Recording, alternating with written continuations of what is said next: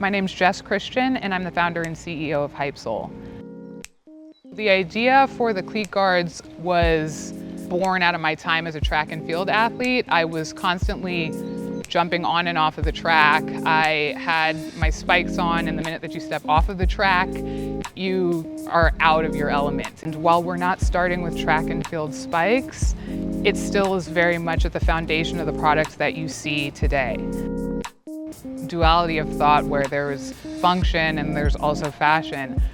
That carried into the business once I started taking Hypsole more seriously and the product more seriously. What you see today is a combination of those two things. So I wanted to explore how art and sport came together as a bigger storyline that sort of was inspired by the function and fashion piece.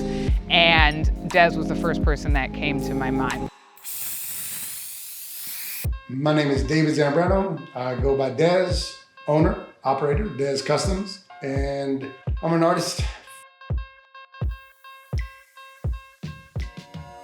The formulation of how this was executed kind of was something I've been wanting to do for a long time on little mini canvases. So I wanted to put a lot of little mini canvases on the wall, do a giant mural with it. I had it detailed enough so that each canvas was its own piece of artwork, but part of a whole. The way we formulated the palette for this project, these cleat guards are worn in individual sports, lacrosse, football, baseball, soccer. So we try to take the elements from these sports and make a palette out of them. You're gonna see purples, blues, grays. You're gonna get that from the inclement weather. You can't always play in good weather sometimes. We have reds, yellows, oranges, that's from the heat. Summertime practices, 2-a-days in football. You know, it's not always pretty, sometimes it's hot out there. You have green all the way to brown and everything in between. That's the turf on the field, the grass on the pitch when you play soccer.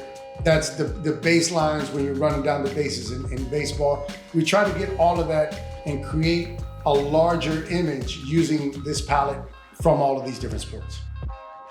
I think artists and athletes are similar in so many different ways. I think fundamentally the common trait that they share is this mastery of movement and attention to movement. So if it's Dez and he's using his tools, whether it's a paintbrush or it's a spray paint bottle, you know, he has to have control over how much he's putting into those movements. And I think similarly with an athlete, speaking from my own experience, I spent so much time training and focusing in on how much force I was putting into a movement, how much force I was pulling back from a movement, because if you put too much into those movements, you can overpower, for example, the jump. So there's that focus on movement that I love so much that I think runs through at the core of those two different practices.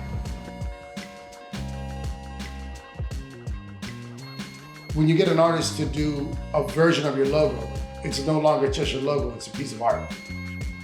He jumped on the idea and literally took the baton, no pun intended, and what he came up with was super dope.